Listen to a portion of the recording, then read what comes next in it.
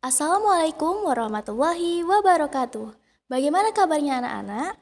Hari ini kita akan belajar tentang adab membaca Al-Quran dan berdoa.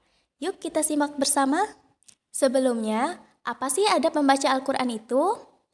Al-Quran Al-Karim adalah firman Allah yang tidak mengandung kebatilan sedikit pun.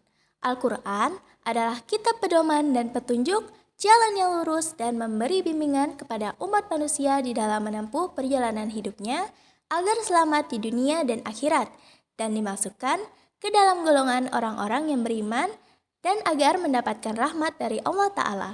Untuk itulah, tiada ilmu yang lebih utama dipelajari oleh seorang muslim melebihi keutamaan mempelajari Al-Quran. Sebagaimana sabda Nabi SAW, sebaik-baik kamu adalah orang yang mempelajari Al-Quran dan mengajarkannya. Hadis riwayat Bukhari.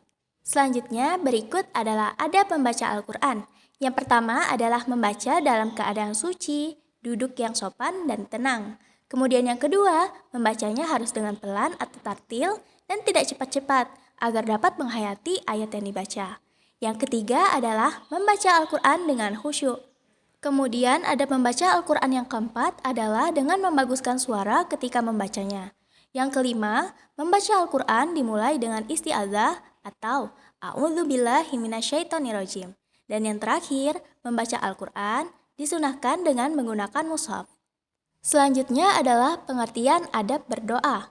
Doa adalah senjata orang yang beriman, karena dengan berdoa, seorang hamba dengan sendirinya telah menyatakan kelemahan, kebutuhan sekaligus kekurangannya akan pertolongan dari Zat yang Maha Penguasa alam semesta, yakni Allah Subhanahu wa Ta'ala.